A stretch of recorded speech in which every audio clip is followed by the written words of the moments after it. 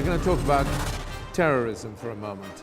An international terror threat to the southwest is, as things stand, a pretty remote possibility.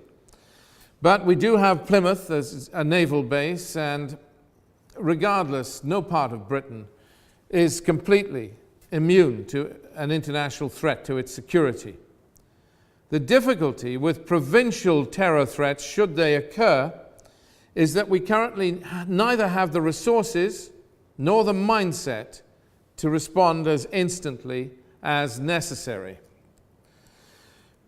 But there's a subplot here, and it relates to our own attitude of mind. Arguably, the greatest threat to international peace in recent years has been the emergence of ISIS, the terror group that the BBC clumsily calls the so-called Islamic State.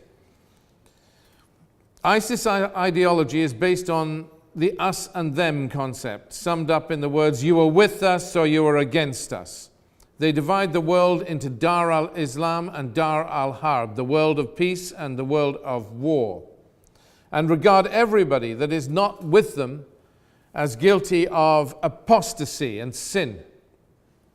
What we have to watch out for in ourselves is that we don't become, in some degree, like them. That we don't begin to regard any foreigner at our gates, even a refugee, as an enemy. That we don't start saying we are better than them. We should treat everyone with equal respect because it is our duty to treat everyone with equal respect. That is our obligation if we are to build a safer world.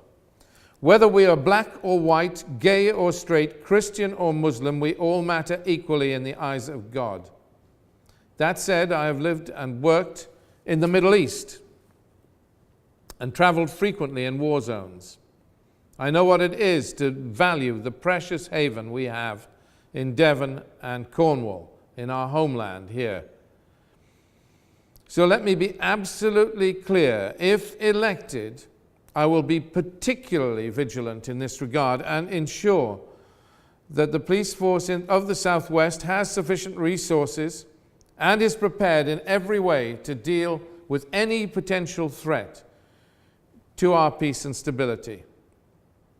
The discussion that follows on this subject is with Ambassador Mark Hambley, whom some of you will remember as having helped me with my campaign when I last stood for election.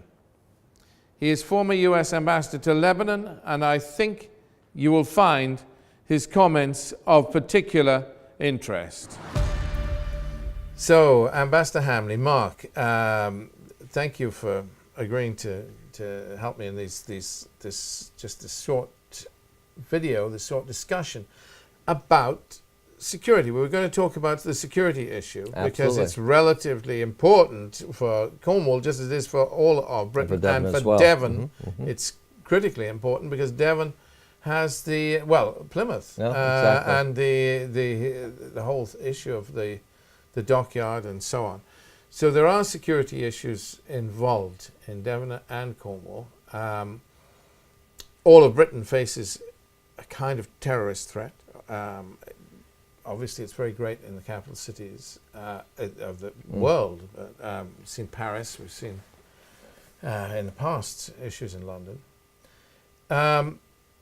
Should Devon, should Cornwall be concerned about security issues? Well, absolutely. In the broad picture, William, I think security is an issue for everyone, every place in the United Kingdom, the United States, and Europe. We've seen the threat we face at the moment is an organized threat on the one hand, and it's also lone wolves on the other hand that are responding to a master elsewhere or actions taken elsewhere.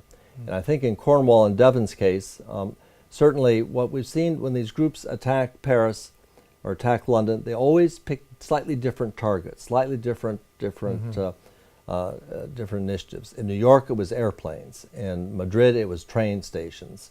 In London, it was trains and buses.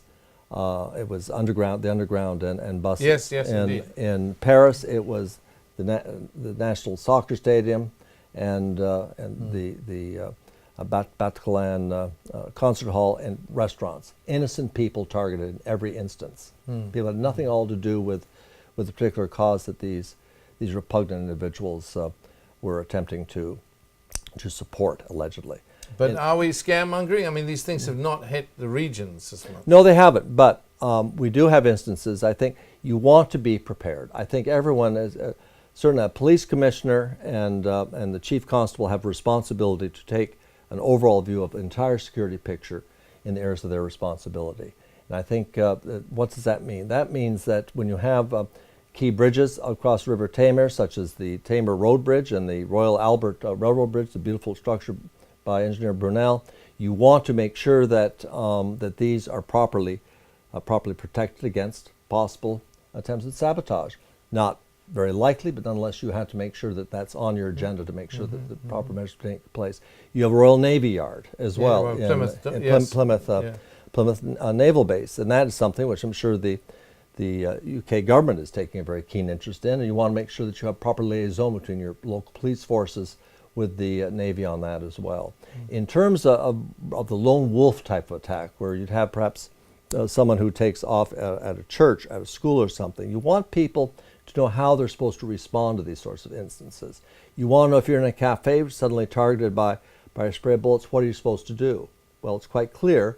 We learned in Paris that the answer, you should get down on the ground and you should cover yourself as best you can from the gunshots. You shouldn't stand up and look. You should have it ingrained in people's minds what they do in that sort of situation. This is not scaremongering. This is being practical in the dangerous world we live in today. Mm-hmm. And so, do you? I mean, God forbid. I don't see it. I cannot believe that there would be an attack of this kind. But nonetheless, one of our concerns is that all of our, well, I don't like the idea of armed police, but nonetheless, we live in this world. All of our primary rapid response police forces are basically London focused. Yes. And this has been broadcast to the terrorists now.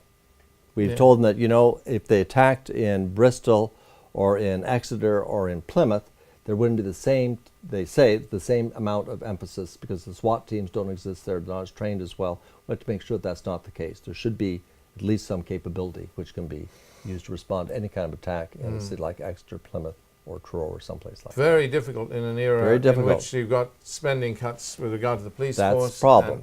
Yes, because you really do need a sophisticated police force that can have a rapid response capability. And of course, you have so many other priorities too with the police force. So frankly, it's a situation where the government will have to decide whether they're going to what priorities they have, and the cuts which they make. Every government is under pressure to make cuts in spending, but perhaps they should reconsider some of those cuts.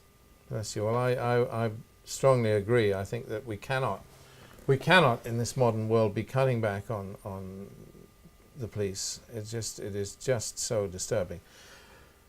Thank you. I think we've covered it really, and it is such a crucial issue.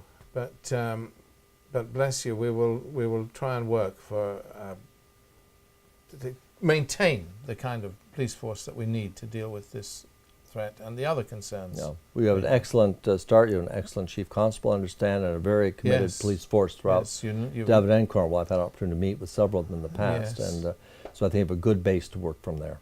Bless your heart. Thank you, Ambassador Hambley. Thank you very much.